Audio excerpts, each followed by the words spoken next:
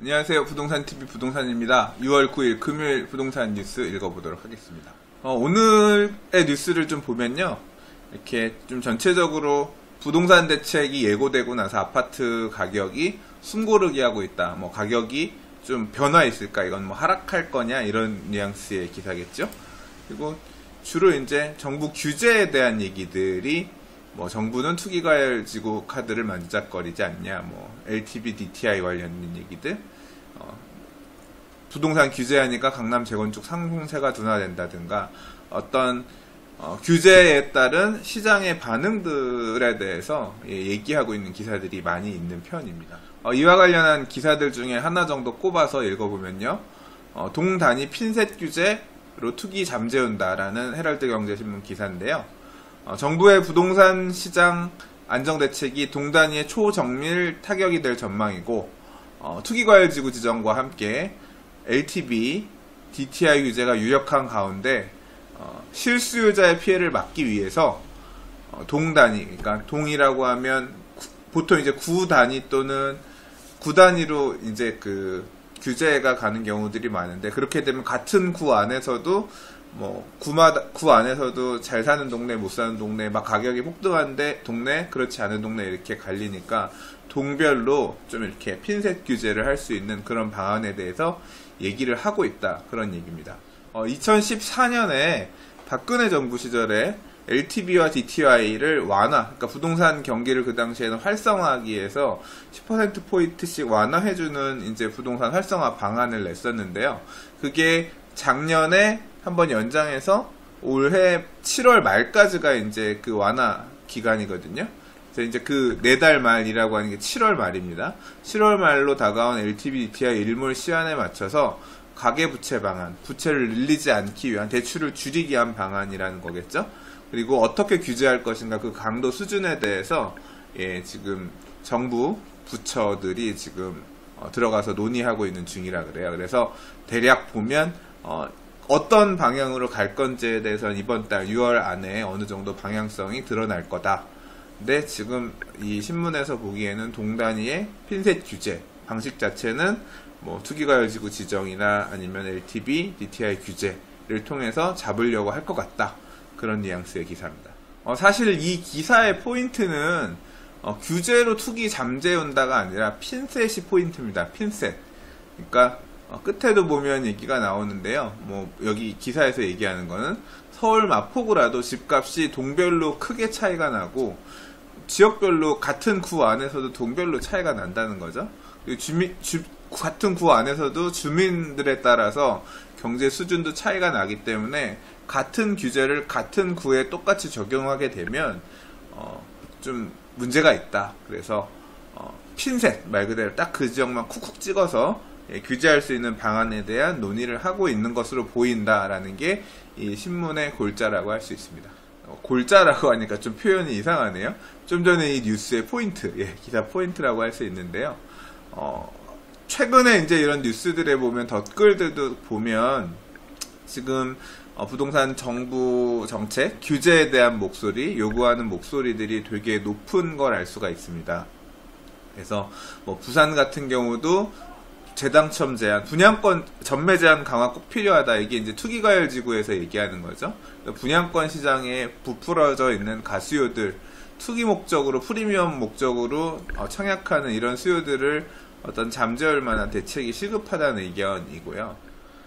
다주택자에 대한 중과세 또는 후분양제에 대한 요구, 목소리도 또 이렇게 있습니다. 어떻게 보면 10여 년 전에 있었던 부동산 규제 책들, 그 당시에 다 했던 거죠. 다시 부활해달라는 이런 목소리가, 반영되고 있는 것으로 보입니다. DTI하고 LTV를 강화하면 얻는 것과 잃는 것이 무엇이 있겠느냐, 이제 조선비즈에서 특집 기사를 냈는데요. 이 기사를 조금 살펴보면, 전문가들의 얘기는, 대출을 받아 부동산에 투자하려는 수요가 줄면서 집값이 진정될 가능성이 있다고 보고 있다고 합니다. 하지만 이제 모처럼 부동산 경기가 살아났는데 경제에 악영향을 끼칠 수 있다. 그리고 대출 문턱이 높아져서 실수요자가 내 집 마련을 하기에 부담스러워진다는 부작용도 생길 수 있다. 이렇게 정리하고 있는데요. 지난 참여정부 시절에 정말 부동산 가격이 폭등하던 시절에 효과적으로 작용해서 부동산 가격을 잡았던 부동산 대책이 바로 DTI의 도입이었거든요. 소득을 기준으로 돈 빌리는 차주들의 대출 금액을 제한하면서 돈을 빌릴 수 없게 되니까 결국은 이게 부동산 시장으로 들어가는 돈을 굉장히 효과적으로 잘 차단을 했고요. 그러니까 들어가는 물줄기를 잡으면 결국 시장은 안정화되는 거죠. 그래서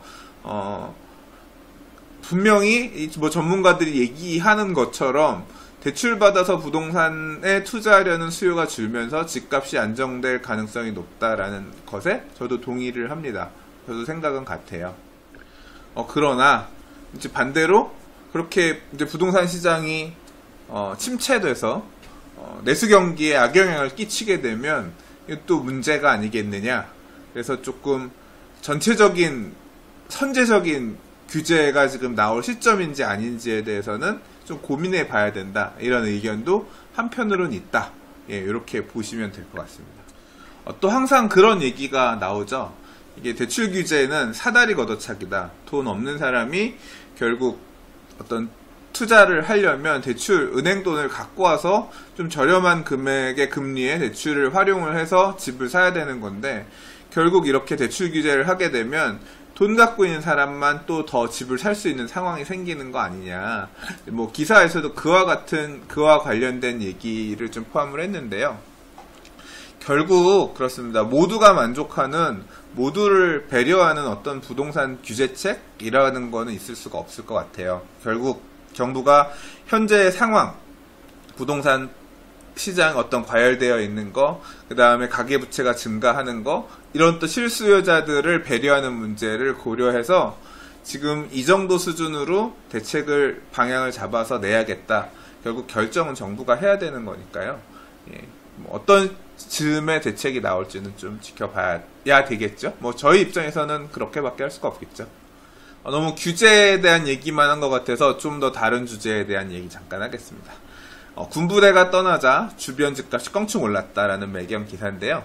항상 이런 기사는 꼭 뭔가 목적이 있는 편입니다. 그러니까 뭔가를 홍보해주기 위해서 나오는 기사인 경우가 많은데요. 지금 보시면 이제 제가 얼마 전에 5분 브리핑에서 거여마천 뉴타운, 거여 2-2 구역이 이편한 세상 브랜드 달고 아마 7월 정도 분양할 거라고 말씀드렸는데, 그 바로 앞에가 특전사가 있었잖아요. 그래서 이제 그 군부대가 떠나고 나서 이제 군부대라고 하는 건 어떻게 보면 좋은 시설은 아니잖아요. 군부대가 옆에 있는데 아파트 지어봐야 뭐 도움이 되겠습니까? 근데 그 군부대 자리에 이제 위례 신도시가 들어오니까 주거 여건이 개선되면서 이미지 제고에 도움이 된다. 주변 집값이 올라가는 좋은 역할을 한다면 거기가 딱 낑겨져 있고요. 그 다음 뭐 한창 말 많죠. 말 많은 용산 센트럴파크 효성 해링턴 스퀘어, 용산 국제빌딩 4구역 입니다. 이제 거기도 마찬가지로 미군 부대가 이전 올해부터 하잖아요. 그러면서 과거에 미군 부대였던 부지가 공원으로 만들어지니까 또 그 수혜를 받는 지역이다. 이런 식으로 군부대 이전으로 수혜가 예상되는 분양단지 몇 개를 딱 꼽아가지고 이런 데가 좋아지니까 한번 관심 가져보세요. 라고 이제 기획 기사를 이제 낸 거라고 볼 수 있겠죠. 근데 물론 이런 기사는 항상 뭐 매번 나오는 거니까요. 기사에서 말하고자 하는 제목은 이거지만 내용 꼭지는 여기 분양 관심 가져봐라 이런 뭐 목적의 얘기겠죠. 근데 분명히 이런 부분이 존재하고요. 그러니까 혐오 시설이 조금 다른 시설로 변경되면서 그 지역에 대한 이미지 제고하는 부분들, 이런 거는 지역을 선정하거나 물건을 선정하는 데 있어서 굉장히 중요한 포인트라고 생각하고, 그래서 단순히 거기 뭐 철길 옆이잖아, 별로 안 좋아 이렇게 생각했던 게 그 철길 있는 그 지역을 개발해서 지금 뭘 만든다고 하고 움직인대 라고 하면 이제 그런 게 어떤 개발 계획이나 이런 게 반영되기 전에는 가격이 저렴할 테니까 투자 측면에서는 되게 기회일 수도 있는 거죠. 뭐 같은 맥락에서 생각하시면 될 것 같습니다. 제가 지축 한번 간다 하면서 못 가고 있는데 다음 주에는 진짜 꼭 가봐야 될 것 같아요. 이번 주도 신정뉴타운 어거지로 시간 내서 갔다는데 좀 시간을 내서라도 좀 다녀보려고 합니다. 은평뉴타운 삼송 옆 동네 8,600가구 들어선다라고 하는데요. 지축지구 첫 분양 유열에 있습니다. 경기도 고양시 지축지구 서울 시내까지 20분대 평당 한 1,500만원대가 거론된다라고 해서 지금 사진이 나왔는데요. 북한산 되게 한적하고 좋은 위치죠. 뭐 기사 안에서는 이제 사진도 조금 이렇게 일부 있습니다만 8,900세대 약 8,600세대 정도 되는데 위치상으로 보시면 여기에요. 여기 어딘지 보이시나요? 3호선 통일로변 따라 쭉 올라가게 되면 이제 서울의 북쪽 끝에 은평 뉴타운이 있습니다. 이렇게 은평 뉴타운 진광 근린공원 산을 끼고 은평 뉴타운이 이렇게 디귿자 모양으로 있죠. 가보면 굉장히 쾌적하고 좋아요. 근데 거기에서 더 올라가면 3호선이 이렇게 딱 꺾이면서 지축역이 있습니다. 3호선 지축역. 저 옛날에 지하철 타면 뭐 지축행 열차가 도착합니다. 뭐 구파발 뭐 맨날 그랬었는데 그 얘기하던 그 지축입니다. 근데 지금은 이제 그 지축 지나서 삼송 그다음에 원흥 이렇게 해서 쭉 일산으로 가게끔 돼 있죠. 뭐 삼송 같은 경우는 근래에 삼송 아이파크 2차 같은 경우 굉장히 높은 가격, 삼송의 가격을 이끌어가면서 되게 좀 인기 지역이 높은 가격을 좀 보이고 있고요. 그 옆에 이제 원흥 이쪽으로 가면 원흥역 주변에 원흥지구도 있거든요. 근데 원흥지구 같은 경우도 피가 꽤 붙어서 보금자리 처음 나올 땐 그렇게 관심들이 많이 없었던 것 같은데 지금은 꽤 사람들 삼성이랑 이런 거 영향에 따라서 좀 청약도 많이 되고 사람들 관심 갖는 지역으로 알고 있습니다. 근데 지축은 위치는 보시면 딱 구파발 은평 뉴타운하고 마주보고 있는 이 위치입니다. 그래서 밑으로 이렇게 여기 무슨 창룡천, 창룡천도 흐르고 있고 지축역 3호선 끼고 있고 삼성보다는 위치가 어떻게 보면 서울에 더 가까운 위치죠. 그래서 이 지역도 게다가 이제 공공주택 택지지구이기 때문에 주변에 산 끼고 있고 그래서 주거 환경도 쾌적하고 그리고 기존에 입주해 있는 삼성이나 은평 뉴타운의 가격이 받쳐주고 있기 때문에 어떻게 보면 좀 지역에 대한 평가, 기반 시설이나 이런 것도 상대적으로 잘 갖춰져 있는 편이고 은평 뉴타운도 지금 입주를 시작한 지 꽤 됐잖아요. 그래서 이제 은평 뉴타운 막바지 이제 중심부에 있는 상업 지역이라든가 이런 부분도 개발되고 있고 삼성도 개발되고 있고 그래서 그런 좀 원래 신도시 처음 들어가면 그런 황량한 게 좀 마이너스인데 여기는 그런 주거 인프라, 기반 시설들이 갖춰져 있다는 점에서 사람들이 눈여겨보는 이유라고 할 수 있겠죠. 그래서 저도 삼성이나 은평 뉴타운은 다녀봤습니다만 이제 지축도 현장은 그렇게 안 가봐서 조만간 한번 다녀와서 보고 다시 한번 별도의 얘기를 하는 시간을 가져보려고 합니다. 그리고 이제 마지막 뉴스인데요. 오늘 뉴스 사실 쭉 살펴보면서 가장 많이 눈에 들어온 단어가 있습니다. 바로 투기과열지구 지정이었어요. 부동산 규제 대책 어떤 게 나올 거냐. 투기과열지구 지정, 투기과열지구 너무 많이 보여서 이 기사를 조금 심도 있게 얘기를 해봐야겠다라는 그런 생각이 들었거든요. 그래서 기존에 이제 투기과열지구 말고 현재 작년 11.3 대책에 청약조정지역이라는 게 나오면서 분양권 전매를 제한하는 어떤 그런 게 나왔는데 그거보다 더 센 투기과열지구를 이제 드디어는 지정하지 않겠냐 하면서 이게 지정을 하면 어떤 방향이 생긴다 이런 거에 대한 얘기들을 좀 설명해 놓은 기사예요. 근데 이 기사만 갖고 좀 보기는 그렇고 사실 어떻게 보면 투기과열지구라고 하는 거는 지정을 하면 이 기사에서 내용을 간단히 요약을 하자면 투기과열지구 지정을 하면 분양권 전매 제한 기간이 강화가 된다. 그냥 딱 얘기하면 입주까지 분양권 상태에서 전매를 못합니다. 과열지구로 지정되면 그래. 1년 6개월 전매 제한 이런 게 아니라 그냥 분양권은 전매가 안 된다. 입주하고 등기치고 팔아라 이렇게 되는 거고요.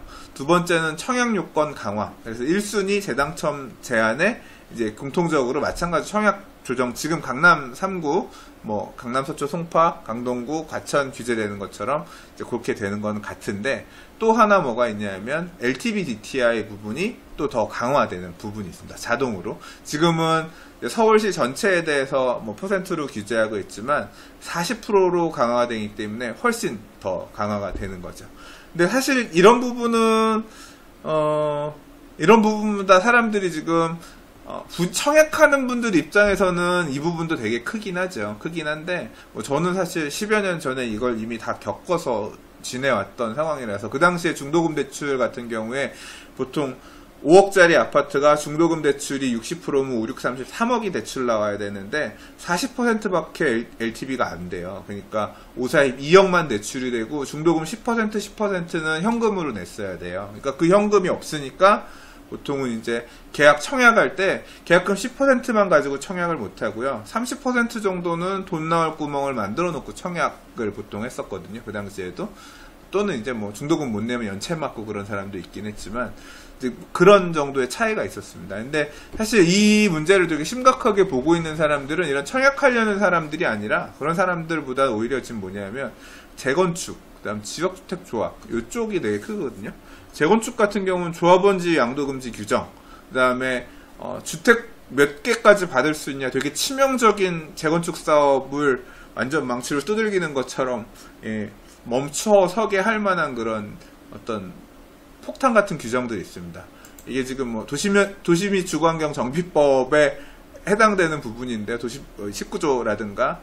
근데 이거는 뭐 단순히 이 뉴스만 갖고서는 제가 얘기할 수 있는 부분이 아니라서 별도의 꼭지로 따로 빼서 한번 다시 좀 깊이 있게 살펴보려고 합니다.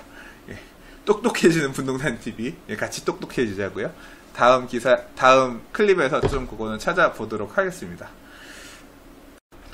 네, 이번 주 대략 이 정도 뉴스를 읽어봤습니다. 제가 주말에는 뉴스를 잘 읽지 않기 때문에 다음 주 월요일에 다른 뉴스들, 주말 밀려있는 뉴스들 포함해서 더 읽어보도록 하겠습니다.